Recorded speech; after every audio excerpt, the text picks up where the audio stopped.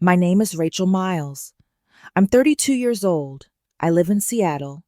And 3 years ago, I agreed to join a startup that literally paid me in vision and stock options instead of a real salary. Last month, that same startup tried to delete me from the cap table the week before their $180 million exit. They thought I would just cry in my tiny one-bedroom apartment, accept that I'd been unlucky, and move on. Instead, I pulled out a neatly labeled folder from the back of my closet, Equity, Rachel, and made sure every investor, lawyer, and reporter within striking distance knew exactly how much I was owed. This is the story of how a group of founders tried to erase my equity to make themselves richer, and how I made them pay every dollar they promised me. Plus, interest. 1.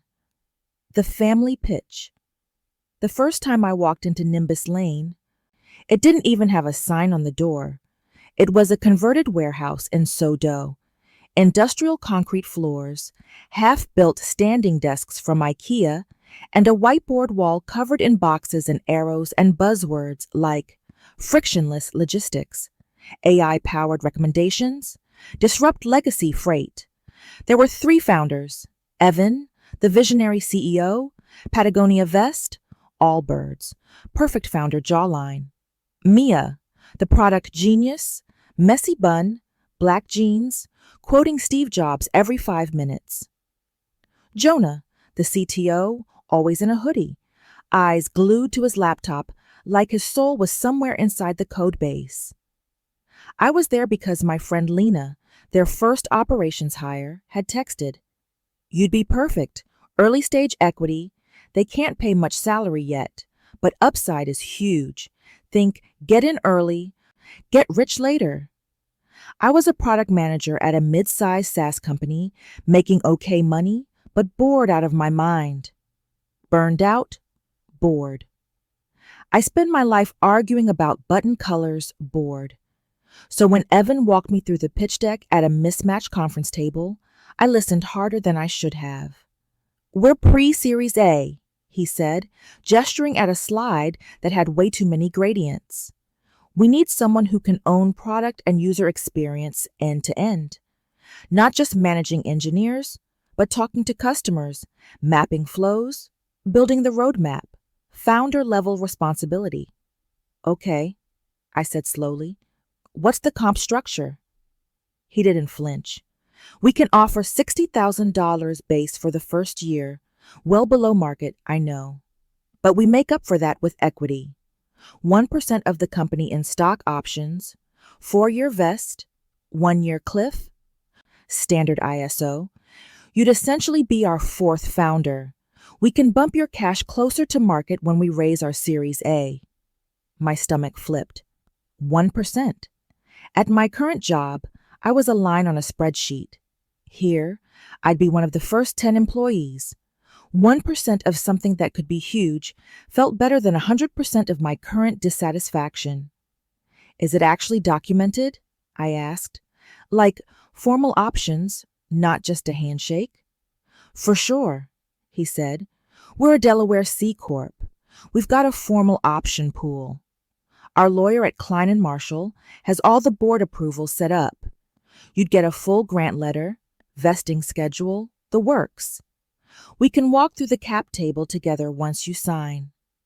He smiled the way founders smile when they think they're about to close a mission-critical hire. Mia chimed in.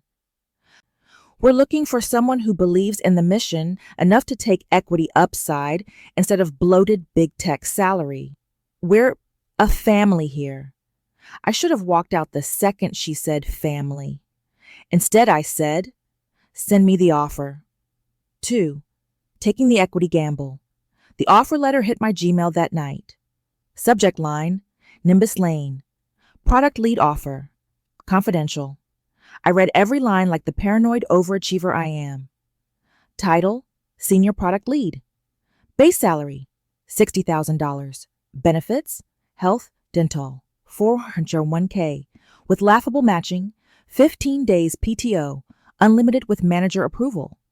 Equity, Subject to board approval, you will be granted an option to purchase 1.0% of the fully diluted outstanding common stock of Nimbus Lane Inc., pursuant to the company's 2020 stock option plan, vesting over four years, with a 1-year cliff, subject to your continued service. I scrolled down. A separate attachment, non-qualified stock option, grant notice, draft. The lawyer in my head, trained from years of reading contracts for fun, whispered, "Save everything." So I did. I downloaded every PDF, forwarded the email to my personal backup, and saved it in a folder on my external drive, labeled Nimbus, Offer, Equity, 2022-03-12. We went back and forth on tiny details, PTO phrasing, job title, remote work flexibility, but not the equity. On a Zoom call, Evan grinned. "Rachel, I promise. 1% is locked. You help us build this thing. You win when we win. Simple as that." I wish I could say I didn't fall for it.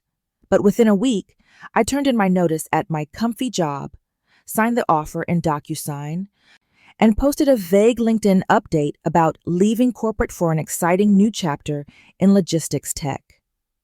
My mom called from Ohio. "Are you sure, honey?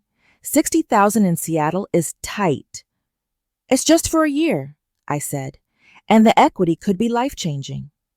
She paused. "Just make sure their promises are in writing." "They are," I told her. "I've got everything saved." I didn't realize then how much those words would matter. 3. The grindier startups are romantic in pitch decks and LinkedIn posts.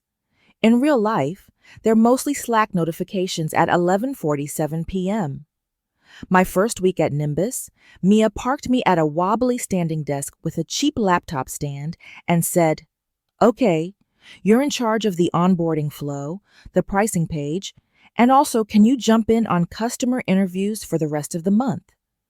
And sit in on the investor call Thursday, and maybe help rewrite the pitch deck copy." I laughed, thinking she was joking.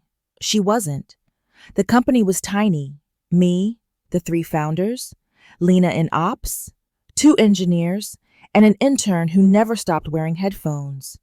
We had contractors floating in and out, but core decisions landed on the same 6 of us.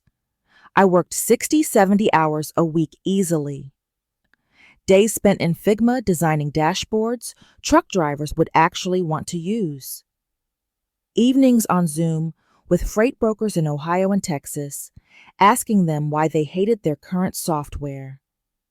Weekends rewriting release notes and answering support tickets because the engineers need to stay focused on shipping. Every time I thought about complaining, I'd see the thin silver line on my mental timeline labeled Year 4, Equity Vested, maybe 2 Tomar 3-milers if we exit well. My friends were at Meta and Google, buying condos and going to Pilates and talking about their RSUs like they were coupons.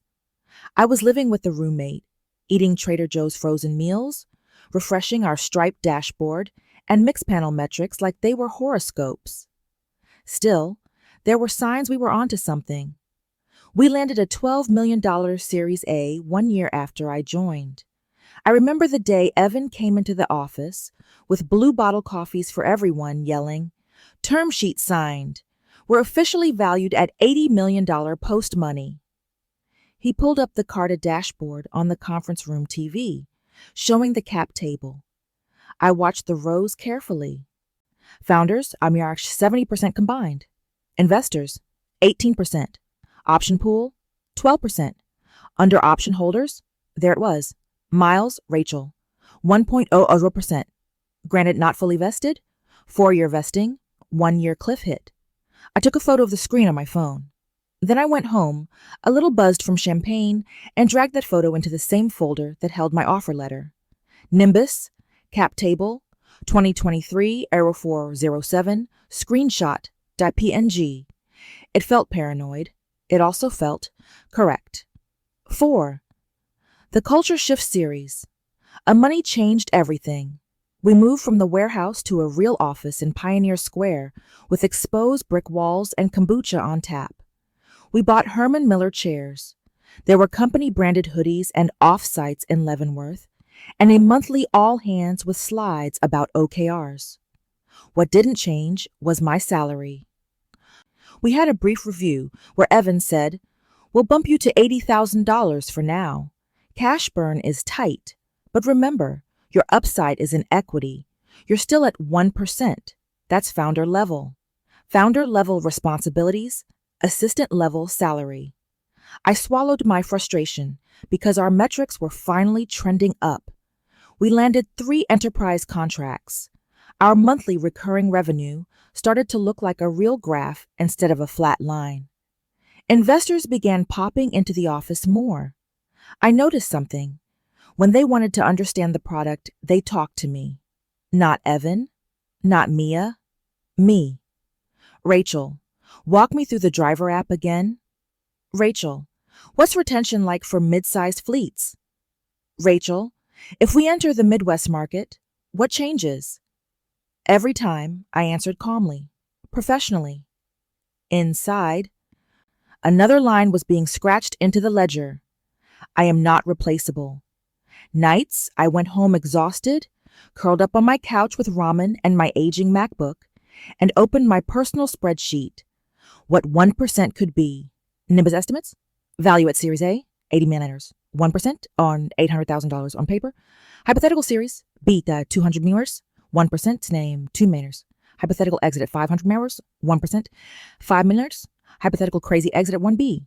1%. At 10, of course, taxes, preferences, strike price, blah, blah. But still. I can handle being underpaid now, I told myself, staring at that hypothetical $5 million cell. It'll be worth it. Then things started getting weird. 5. Red flags in the shadows. It started small. The first sign was a comment from our new CFO, Mark, during a Friday happy hour. He joined post-Series A, a guy in his mid-40s with a permanent spreadsheet glare. We were standing by the office kitchen island, holding warm IPAs, and he said, "So Rachel, you're early, right? Joined pre-A?" "Yeah," I said, "year 1. "And you have options, right?" he asked. "Or are you on the new employee plan?" "Original plan," I said. 1% grant. It was approved by the board back then. His eyes flicked away for half a second. "Nice," he said. "Good for you." I couldn't tell if it was genuine or not. A week later, he slacked me. "Mark, CFO, hey, can you send me your original offer letter and grant doc? Just cleaning up some records for our next round's data room." It sounded reasonable, but a tiny alarm bell chimed. "Don't you have those from legal?" I wrote back. "Mark, we do, just cross-referencing.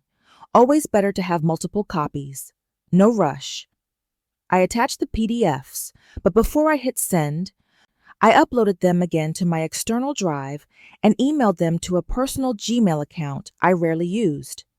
I didn't know why I felt the need to double save things that were already double saved. I just did it. Then came the talks about refreshing the option pool and rebalancing incentives.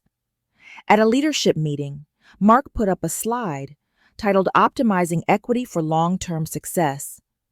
There were graphs and bullet points about how we needed to ensure key contributors are properly motivated and clean up legacy grants that don't reflect current role definitions. I frowned.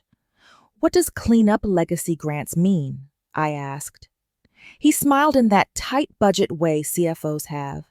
"It just means we'll take a look at older grants that maybe weren't fully documented or aligned with board approvals, and we'll make sure they match where the company is now. Nothing scary." Evan jumped in. "Yeah, the early days were scrappy," he said. "We want everything neat and tidy for big investors. It might mean some folks get new grants under the current plan instead of the old one." I stared at the slide. There was a tiny footnote at the bottom. Certain pre-A grants subject to revision pending legal review. I knew exactly whose grant was pre-A. I took a photo of that slide, too. 6. The exit news. 18 months after Series A, the rumors started. Investors began scheduling strategy check-ins that sounded more like, "How quickly can you scale?" interrogations. We suddenly had more NDAs floating around. Executive meetings got more secretive. Then one Tuesday morning, Evan asked the leadership team, me, Mia, Mark, and a couple of engineering leads, to hop into a quick sync at 8:30 before stand-up. He looked giddy. "Okay," he said, closing the glass conference room door. "I can't share everything yet, but we're in final talks for a major strategic acquisition." He wrote a number on the whiteboard and underlined it twice. $180,000, cash and stock mix, he said, beaming. "This would be life-changing for all of us." My heart sped up. On paper, 1% of $180 million is $1.8 million before taxes, preferences, blah, blah. But still, even $500,000 after everything would be more money than I'd ever seen at once. "Timeline?" I asked, trying to sound calm. "Target close in 4 to 6 months, he said. "We've got to get our due diligence spotless. Data room, contracts, equity, everything." He looked right at me. "You've been a huge part of this, Rachel." "This will be good for you." I nodded, feeling my hands go a little numb. That night, instead of celebrating, I went home, lit a candle on my cluttered IKEA coffee table, and opened my Nimbus equity folder again. Offer letter, grant notice, emails from Evan confirming 1%, screenshots of the Carta cap table showing my name and percentage, the slide about cleaning up legacy grants. I opened notes and started a document. Equity evidence, Nimbus, for lawyer if needed. I didn't expect to need it. I just didn't like the way Mark had looked at me when I'd said original plan. 7. The disappearing act. 3 weeks later, the night before Thanksgiving, I was in sweatpants, half watching a Hallmark movie, when an email from Carta popped up on my phone. Subject, action required. Review your equity in Nimbus Lane, Inc. I tapped it, expecting some generic reminder about tax forms. Instead, it said, "You have been granted a new stock option in Nimbus Lane, Inc. Click here to review." My stomach dropped. New stock option? I clicked through, logged in, waited for the dashboard to load. Under holdings, the old grant was gone. My 1.0% option grant was nowhere in sight. In its place was a new grant. Miles, Rachel, 0.35%. New employee equity plan. 4-year vest, 1-year cliff. Grant date, 2024, 11/22. The number stared back at me like an insult. 0.35%. They'd cut my equity to 1/3 of what was promised, and they had the nerve to call it a new grant. My chest went hot and cold at the same time. I scrolled around frantically, trying to find a reference to the old grant. Somewhere hidden? Archived? Nothing. I checked my email again. There was another message from HR. Subject, updated equity grant. Please review. Hi, Rachel. As part of ongoing efforts to streamline and standardize our equity programs, the board has approved a migration of certain legacy grants to our current employee stock option plan. Your equity has been transitioned accordingly. Attached, please find your new grant notice for execution.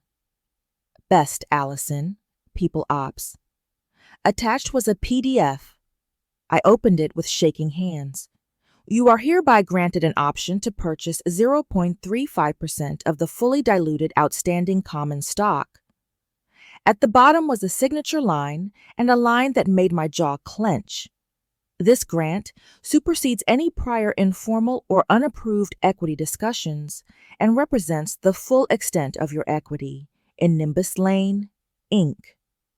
Informal or unapproved. There was nothing informal about the grant I'd signed. It had my name, a board consent attached, a vesting schedule. I dug it out and opened both side by side, 1% versus 0.35%. Old date versus new date. No mention of superseding anything before. I scrolled through my email archive and found an older message from Klein and Marshall's paralegal.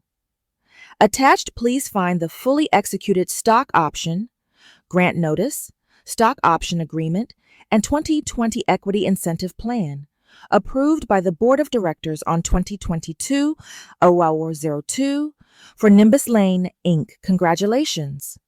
Fully executed, approved by the board. My old grant wasn't informal or unapproved. They were rewriting history. And here's the part that still makes my blood boil. They chose the week of Thanksgiving to push it through, hoping I'd be distracted by turkey and family drama and Black Friday deals.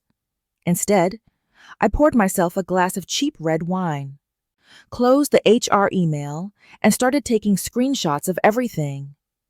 8. Gaslighting, Corporate Edition.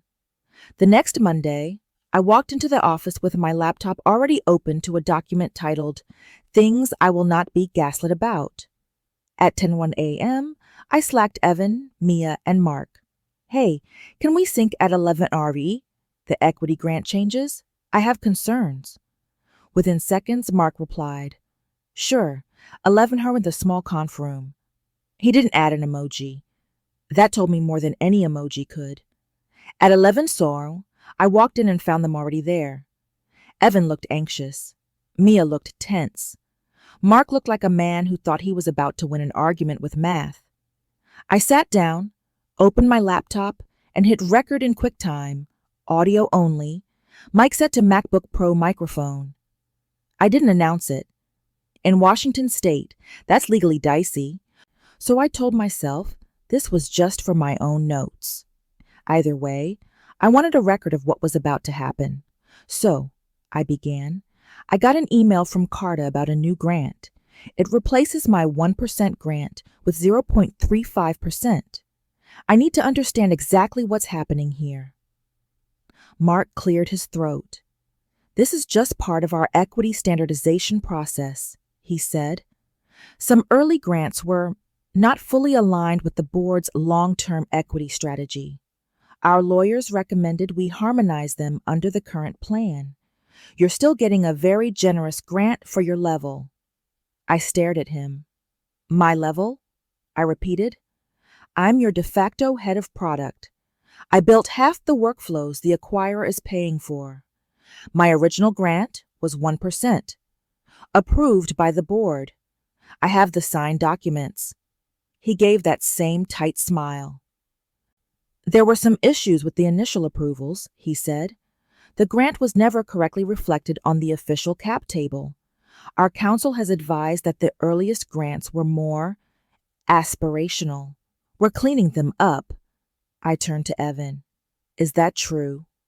He wouldn't meet my eyes. Look, Rachel, he said. In the early days, we were doing a million things at once. Some stuff slipped.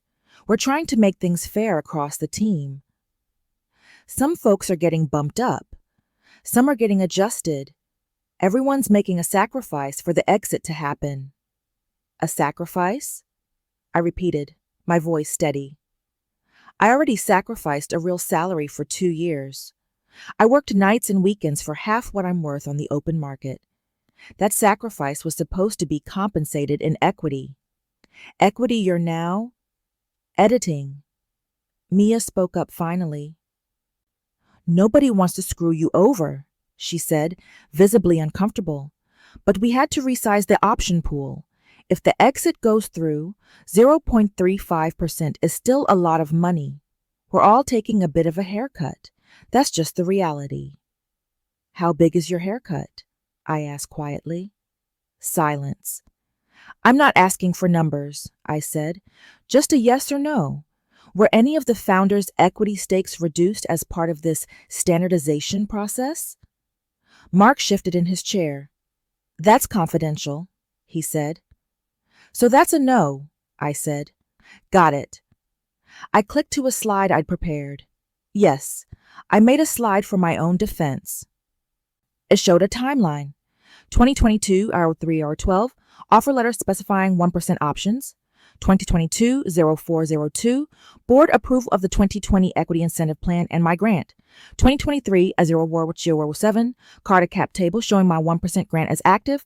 2024-11-22, new grant issued for 0.35% labeled as superseding prior informal equity.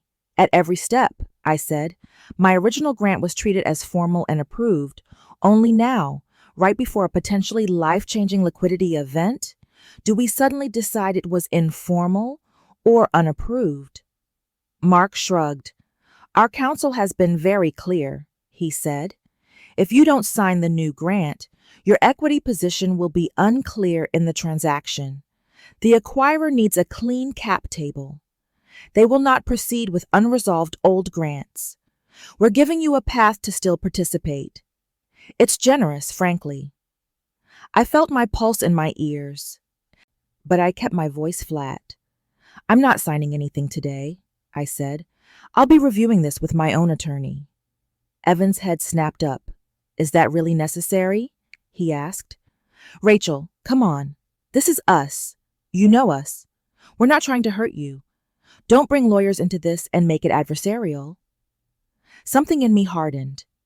It became adversarial, I said, the moment you tried to quietly erase 65% of my equity and gaslight me about the grant I signed. I closed my laptop slowly, stood up, and looked each of them in the eye. I'm going to take a personal day tomorrow, I said, and I'm going to talk to a lawyer who knows more about startup equity than I do.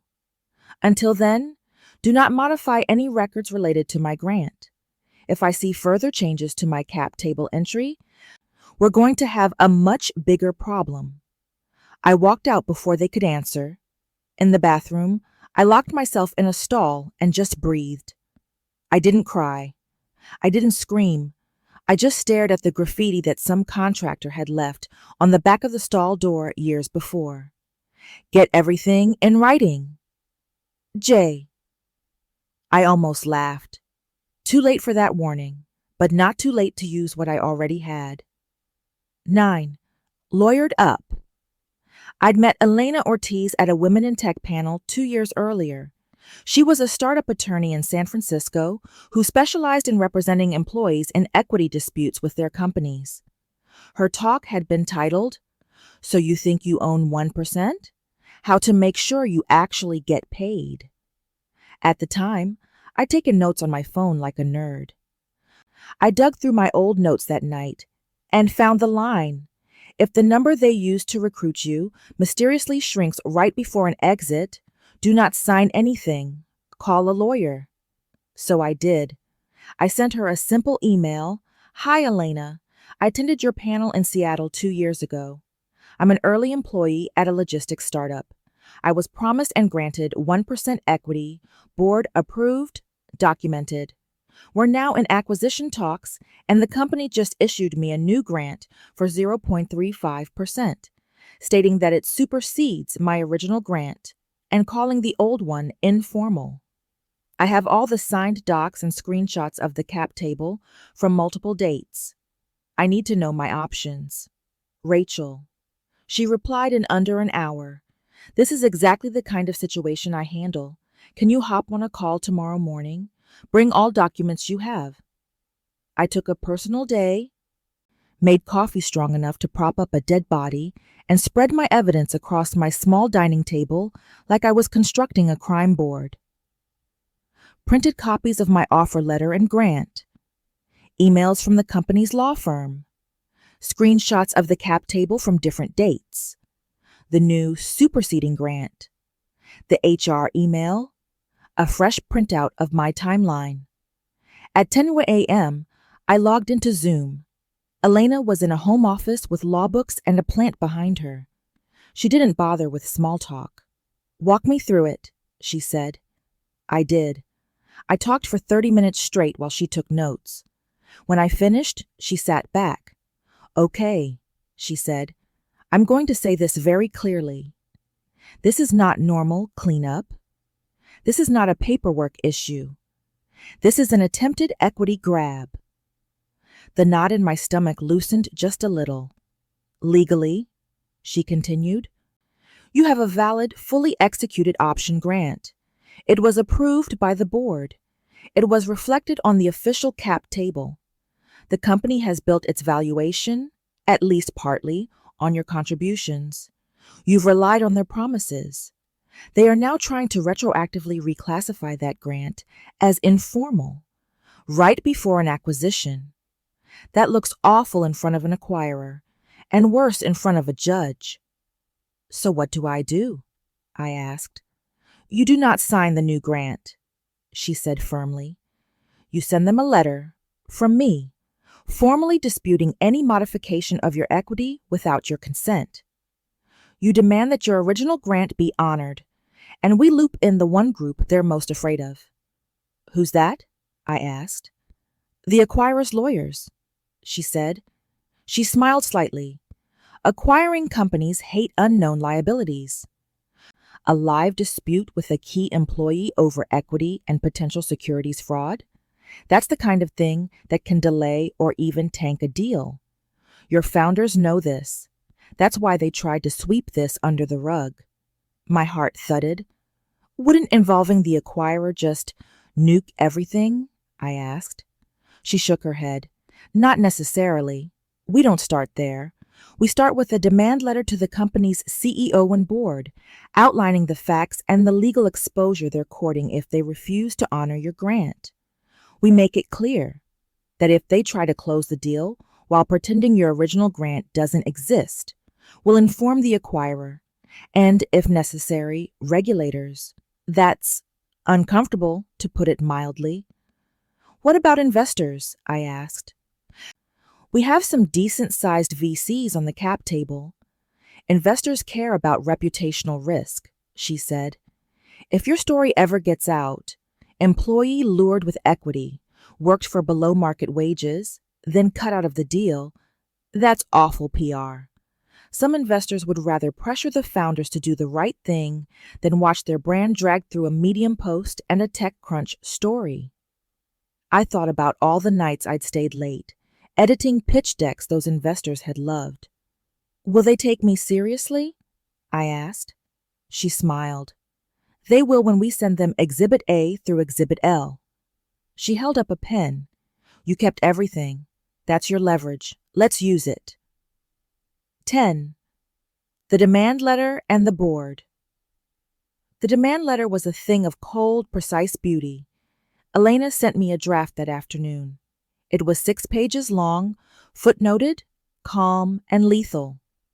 The first paragraph simply laid out the facts. My employment date. The written offer letter specifying 1% options. The fully executed grant notice and option agreement with board approval.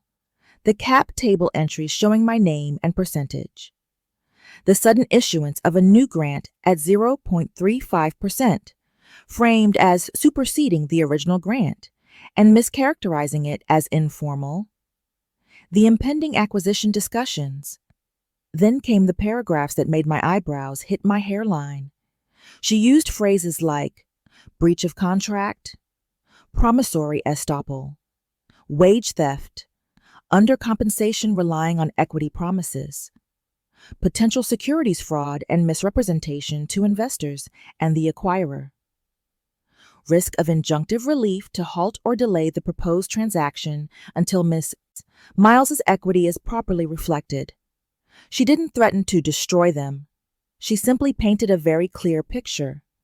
If you try to cut this woman out, she has the documentation and counsel necessary to cause you massive pain at the worst possible time. At the end, she made a concrete demand. 1. Reinstate my original 1% option grant in full. 2. Confirm in writing that it will be treated identically to any other valid common stock option grant in the acquisition. 3. Commit to not taking any further action to modify, cancel, or supersede that grant without my express written consent. If they didn't comply within 7 days, she reserved the right to notify the acquiring company's legal team, notify relevant investors, file a complaint with the Washington State Department of Labor and Industries regarding underpayment and promised equity, Pursue legal remedies, including injunctive relief and damages.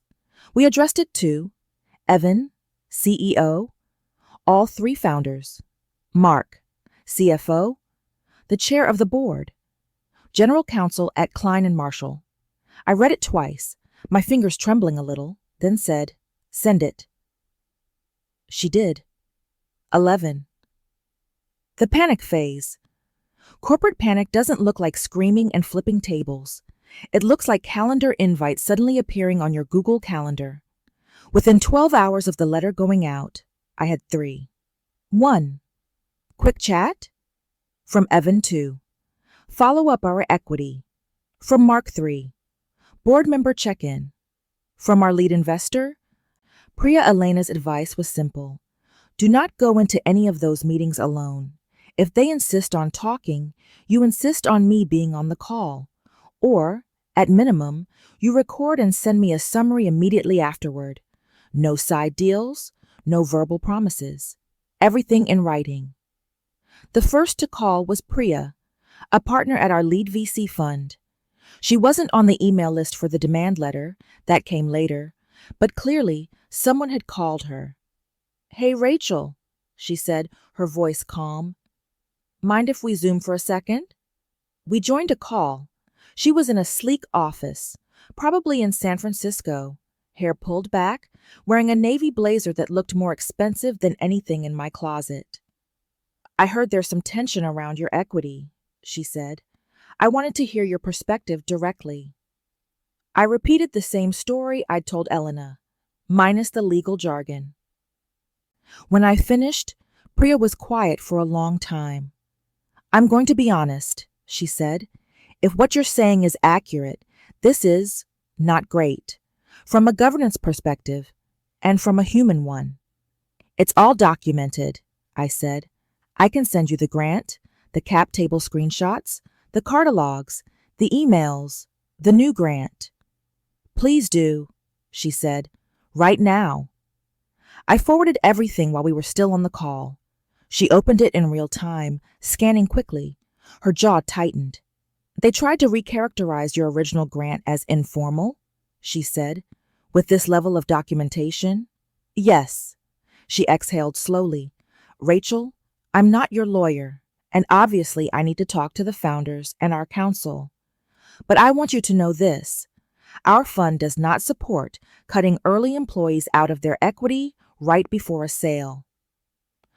That's not how we operate. It's bad ethics and bad business." I swallowed. "Then why would they try?" I asked. "Because they're greedy and panicking," she said bluntly. "A 180 exit at their stage is a huge win. Every percentage point is millions more for them. Some founders convince themselves that early promises were too generous. They forget there were human beings on the other side of those promises." She looked directly into the camera. "I can't promise you an outcome yet," she said, "but I can promise you I won't let this get buried. And if they think they can shove this through quietly, they're underestimating how much we care about reputation." It was the first time since the Carta email that I let myself hope. 12. The deal I refused. Later that afternoon, I got a Zoom invite from Evan. 30 minutes, just us. "Please." Against Elena's advice, I accepted, but I hit record and made sure he knew. "Is this recorded?" he asked, a little startled. "Yes," I said. "Transparency is good, right?" He winced. "Rachel, why did you go nuclear?" he said. "A lawyer? A demand letter? Threatening the deal? After everything we've built together?" I stared at him. "Did you really just ask me why I'm upset about you trying to erase 2/3 of my equity?" I said. He ran a hand through his hair. "We're not trying to erase it," he insisted. "We're trying to normalize it." The 1% number was tossed around in the early days, but looking back, it was too high compared to other key hires. We needed to recalibrate. "I thought you'd understand that everyone's making trade-offs to get this exit done." "Everyone?" I repeated. "Or just the people without board seats?" He flinched. "Look," he said, leaning closer to the camera. What if we found a middle ground? The lawyer you hired is asking for the full 1%. That's aggressive. But maybe we could bump your new grant up to, say, 0.6%. We'd do a side letter guaranteeing you a minimum payout on close. It wouldn't be public. You'd still get a good chunk, and we could avoid this blowing up. There it was, the quiet bribe to keep me from making noise. A minimum payout, I said slowly, if I drop my claim to the full grant and don't make trouble. I wouldn't put it that way, he said quickly. This isn't hush money. It's appreciating your contributions while acknowledging the practical realities of the deal. Practical realities like you wanting an extra million or two for yourself, I said, my voice still calm, at the expense of someone you convinced to work for half-market salary for 2 years. He didn't deny it. Rachel, if you blow this up, nobody wins, he said. The acquirer could walk away. We could all walk away with nothing. Is that what you want? I thought about my $60K salary, my roommate, my cheap IKEA furniture, the nights I'd stayed up debugging a driver's app issue on my own time. No, I said. What I want is for the people who built this thing to be treated fairly, including me. Then take the 0.6%, he said. That's fair. It's more than other people at your level will get. We can't go back to 1%. I looked straight at him. I'm not negotiating against myself, I said. We had a deal. You had legal obligations. You broke them. You don't get to frame my insistence on being paid what I was promised as me being unreasonable. His jaw clenched. So that's your final answer? He asked. Yes, I said, unless the offer is to restore my full grant and put it in writing that it will be honored at exit. He swallowed. I can't promise that, he said. The board. Then we'll let the board, the acquirer, and, if needed, the press and regulators sort it out, I said. I'm done negotiating in dark corners. I ended the call.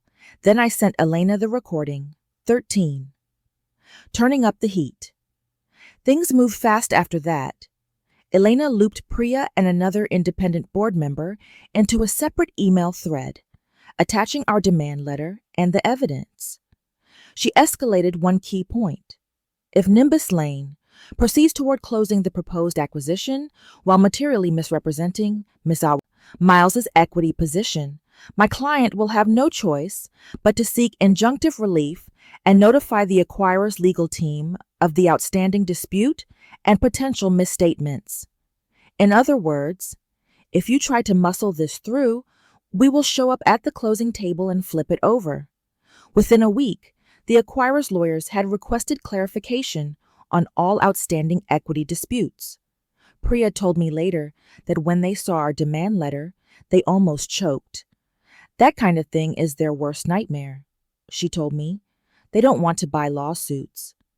Meanwhile, Elena had me quietly compile a second folder, Media Contingency, Equity Theft Story.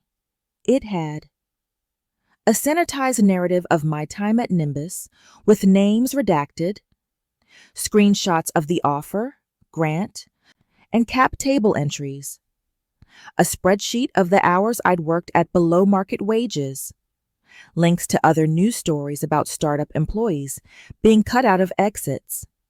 If they refuse to budge and try to strong-arm you into a bad settlement, she said, we have the option of going public, not as the first move, but as a credible threat. 2 weeks into the standoff, I got an email from a tech reporter I followed on Twitter. Hey, Rachel, someone mentioned you might have a story about equity issues at a logistics startup. Happy to chat off the record. I hadn't reached out to them. Clearly, someone else had talked. I forwarded the email to Elena. Not yet, she replied, but good to know people are watching. The pressure worked. 14. The board blinks. On a gray Monday morning in January, my calendar dinged with an invite. Nimbus Board, Equity Resolution Discussion. Attendees, Board Chair, Priya, another investor. Evan, Mark, me, Elena, outside counsel for Ms. Miles. We joined a Zoom that felt like a courtroom. The board chair, a silver-haired man with an intimidatingly neutral expression, opened the call. "Thank you all for making time," he said.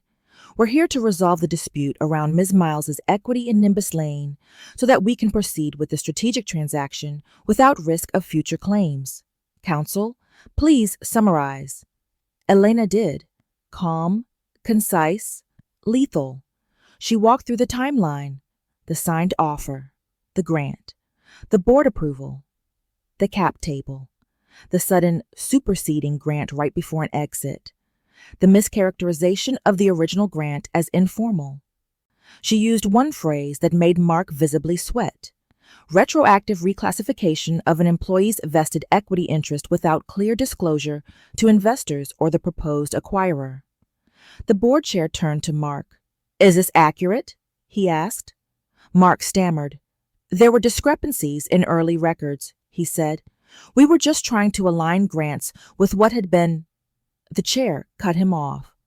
"Were these grants presented to us as board approved at the time?" he asked. "Yes, but—" "And was Ms. Miles's grant reflected on the cap table documents circulated to investors during the Series A?" he pressed. Mark swallowed. "Yes." Priya spoke up. "I've reviewed the documents," she said. "Her grant was presented as valid. We relied on that when making our investment. We also relied on representations that the cap table accurately reflected outstanding equity." She looked straight at Evan. "Changing that now without her consent is not an option," she said. "Not for us." The chair nodded. "I concur," he said. "From a governance perspective, this is untenable. From a legal perspective, it exposes the company and its officers to significant risk.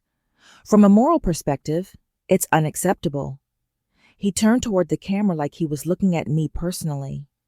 "Ms. Miles," he said, "on behalf of the board, I want to acknowledge that the handling of your grant has been inappropriate. We will be restoring your original 1% grant, with full vesting credited for your time served. Any new grant language attempting to supersede that original agreement will be voided. Additionally, we will direct counsel to ensure that this is fully and accurately reflected in all cap table and transaction documents." I exhaled slowly, my eyes burning. "Thank you," I said. "I appreciate that." He wasn't done. "We will also be conducting an internal review of how this situation arose," he said, voice colder now. "And we will be having separate discussions with management about the judgment involved." Out of the corner of my eye, I saw Evan's shoulders sag. I didn't feel sorry for him. Not even a little. 15. Getting paid at the acquisition closed 5 weeks later. I didn't attend the champagne-popping Zoom where the founders toasted their life-changing wire transfers. I watched from my desk at home, a secondary participant in a story that had almost written me out. When the dust settled, I got an email from the acquirer's stock admin team. "Congratulations on the successful acquisition of Nimbus Lane, Inc. As an equity holder, you are entitled to receive proceeds as outlined in the merger agreement. Your vested portion of your stock option grant, 1.04% of fully diluted, subject to the preferences of preferred stock, entitles you to the following: cash consideration, XXX, XXXX, restricted stock units in acquirer, XXXX, RSUs vesting over 3 years." I read it 3 times. The exact numbers don't matter here. What matters is this: it was more than triple what I would have gotten under the 0.35% compromise grant. It was enough to pay off my remaining student loans in full, wipe out my credit card debt, build an actual emergency fund, put a down payment on a modest condo in Seattle, take my mom on a vacation she'd been dreaming about for years. When the money hit my account, I sat at my kitchen table and watched the numbers change on my banking app. I didn't scream. I didn't post about it on LinkedIn. I just took a screenshot and added it to my folder, now renamed Nimbus Equity, Evidence and Outcome 2025. Then I closed my laptop, grabbed my keys, and went for a walk around my neighborhood, breathing air that felt a little lighter. I'd fought for what I was owed, and I'd won. 16. Aftermath and Consequences. The story didn't end with the wire transfer. A month after the acquisition closed, a friend still at Nimbus, now part of the acquirer, texted me. You didn't hear it from me, but Mark resigned to pursue other opportunities. 2 weeks later, someone else messaged, Evan's title got quietly downgraded. He's head of product strategy now, not CEO of Nimbus. Acquirer didn't like the equity mess. I didn't celebrate anyone losing their job, but I also didn't lose sleep over people facing consequences for attempted theft dressed as rebalancing. Rumors circulated in the Seattle startup ecosystem. People talk, lawyers talk, investors talk. I know for a fact that at least one VC passed on, backing one of the founders' new ventures, partly because of questions about how early employees were treated at Nimbus. As for me, I took 3 months off. I didn't rush into another job. I didn't try to become a founder myself out of spite. I did normal, boring, healing things. I slept without my phone on my nightstand for the first time in years.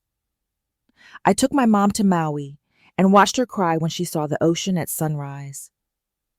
I went to therapy and unpacked why I tolerated being underpaid and overworked for upside that other people felt entitled to steal. I met with a financial planner to make sure I didn't blow my windfall on stupid things. Then, when I was ready, I updated my LinkedIn headline, Product Leader, an advocate for fair startup equity. I began taking calls from other early employees who had whispers of similar stories. Sometimes they just needed to vent. Sometimes they needed Elena's number. Sometimes they needed to hear someone say, "You're not crazy. This is wrong. You're allowed to fight back." 17. What I learned and what you should know. If you've made it this far, here's what I want you to take away from my story. 1. Get everything in writing and keep it, not just the initial offer. Save the grant notice. Save the board consent. Save cap table screenshots every time you see your equity reflected. Save emails where founders confirm percentages. Don't assume it's all in Carta or legal has it. You need your own archive. 2. Underpayment plus equity promises is a contract, not a vibe. If a startup can't pay market salary and says, "We'll make it up to you in equity," that's not just motivational fluff. That's part of your compensation.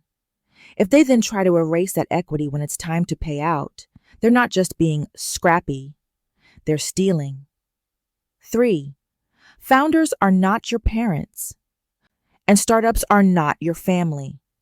Any leader who tells you, "We're a family," while underpaying you and dangling upside is waving a red flag. Your real family doesn't hand you a smaller slice of pie at Thanksgiving because their own plate needs to be optimized. 4. Lawyers are not the enemy. Founders will tell you bringing in a lawyer makes things adversarial. What they mean is, you just introduced consequences into a situation where we were hoping to get away with something. A good startup attorney who actually represents you, not the company, is worth their weight in gold. 5. Investors and acquirers care about reputational risk. Use that. You're not powerless. If you have documentation and a credible lawyer, you can make it very clear that cutting you out carries a cost. Founders who care only about money might still listen if they realize that screwing you could cost them the whole deal. 18. My new life and the question for you. These days, I work at a very unsexy B2B SaaS company with normal chairs and normal hours. My salary is market rate. My equity grant is boring and appropriately sized. I read every line of the paperwork anyway. I bought a small condo with hardwood floors and a tiny balcony where I drink my coffee in the morning without checking Slack. Sometimes, in quiet moments, I think about the alternate universe where I got that Carta email, shrugged, signed the new grant, and told myself, I guess 0.35% is still better than nothing. Maybe I'm being greedy. In that universe, the founders are richer. The investors think everything went smoothly. And I learned the wrong lesson. Next time, trust harder, complain less, accept crumbs. In this universe, I learned something different. My work has value. My time has value. My promises have value.